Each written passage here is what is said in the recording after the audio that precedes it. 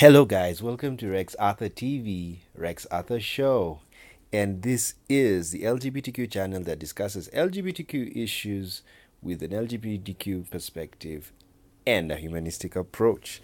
And today we are on Rex Arthur's Facebook account. This is a time when we go through interesting posts on our Facebook account. And today we're going to deal with fighting HIV stigma. I posted a very nice picture from a friend of mine and why we should stop HIV stigma. And I commented, true, we should do that. And this is the reason. Or why stopping HIV stigma matters. That's what it is in full.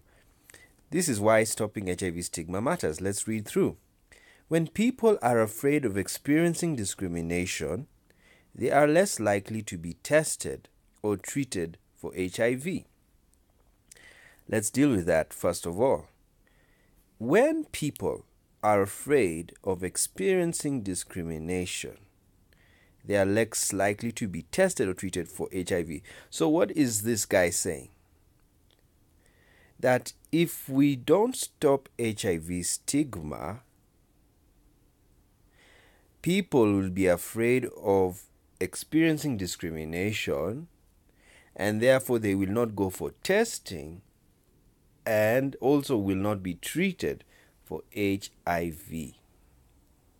That is what will happen when HIV stigma continues. And one thing you need to understand about HIV stigma, it is the same as homophobia. That's what you need to understand. It is the same as homophobia. It is the same as racism. It is the same as xenophobia, the fear of foreigners.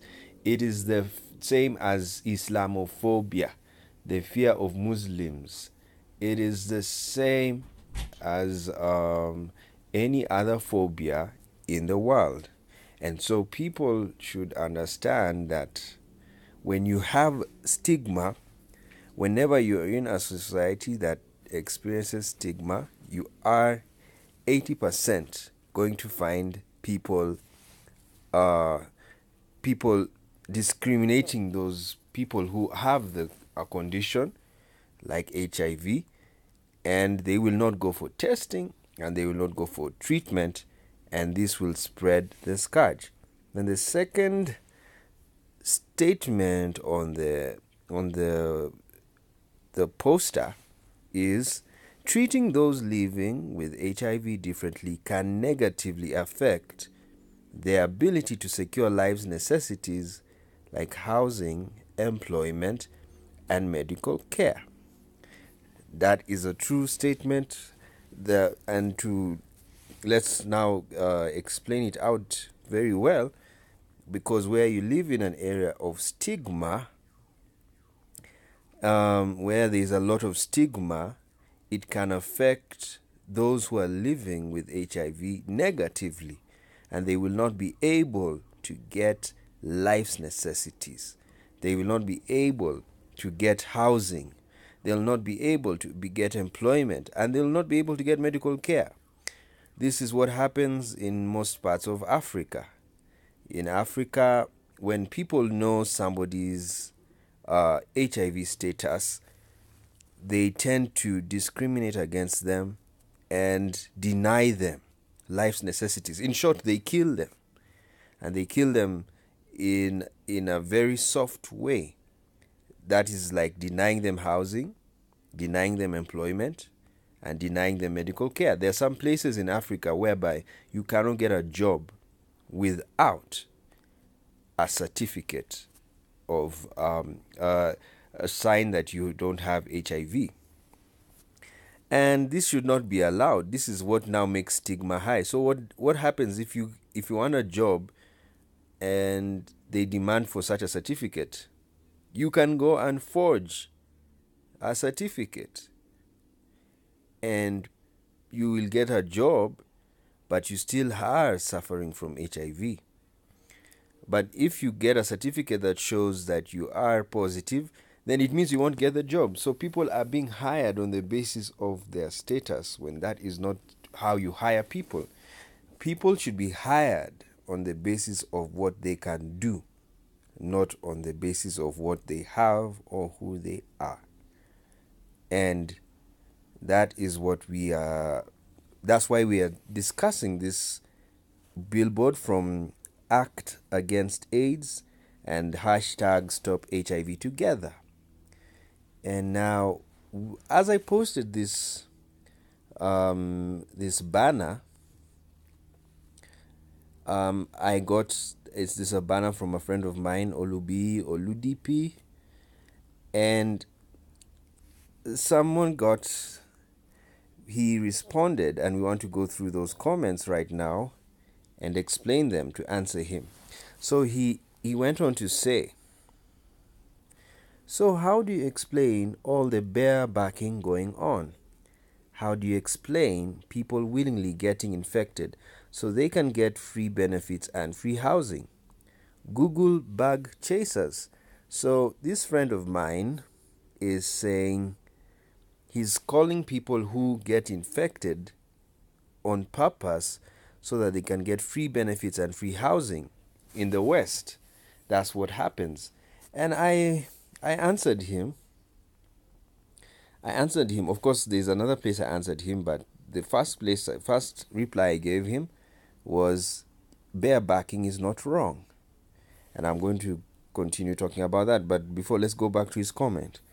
So he said, how do you explain all the bear backing going on? It's simple. This is how I explain all the bear backing going on. People like having sex. Remember the song that people like having sex. The song is out there, and it was a great song in the 90s. And so because of that,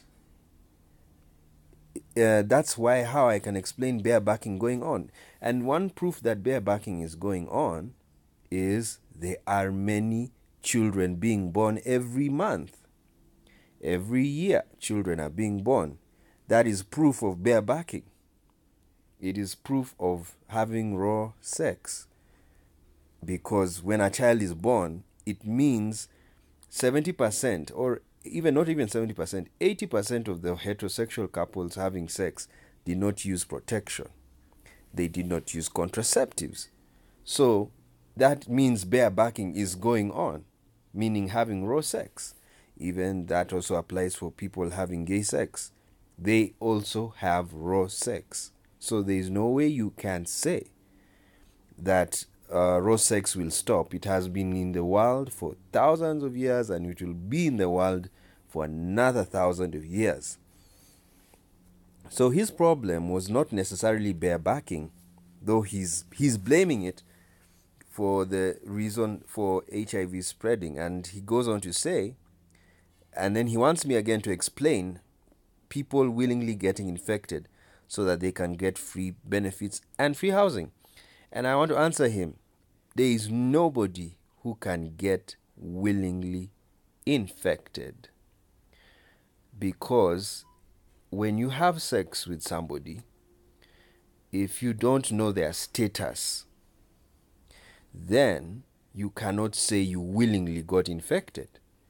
Because to willingly get infected is to know somebody's status and to continue having sex with them, especially if they don't use protection or if they are not on ARVs.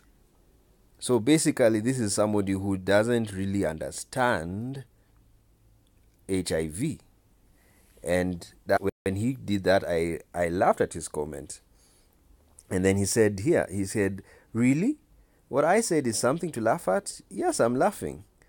I answered him, because bear backing is not bad. Because he was blaming bear backing, and I was telling him, no, bear backing is not wrong.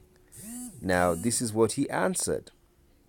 So, skyrocketing STDs, HPV rates, anal cancer, throat cancer is not wrong either then? So he's asking questions. And I answered him, bear backing is not an STD. Bear backing is not HPV. Bear backing is not anal cancer. Bear backing is not throat cancer. barebacking is barebacking. So what I was telling him is that raw sex is not an STD, and raw sex is not HPV. Raw sex is not anal cancer. Raw sex is not throat cancer. Raw sex is raw sex. That is what I was telling him. And what I meant by that is that two people who are negative can have sex together, raw sex, and they will not get an HIV, they will not get an STD, they will not get HPV, they will not get cancer. And moreover, people who have raw sex are just putting themselves in a risky position of getting a STD. Now, so we'll go on so that we can finish on this status discussion.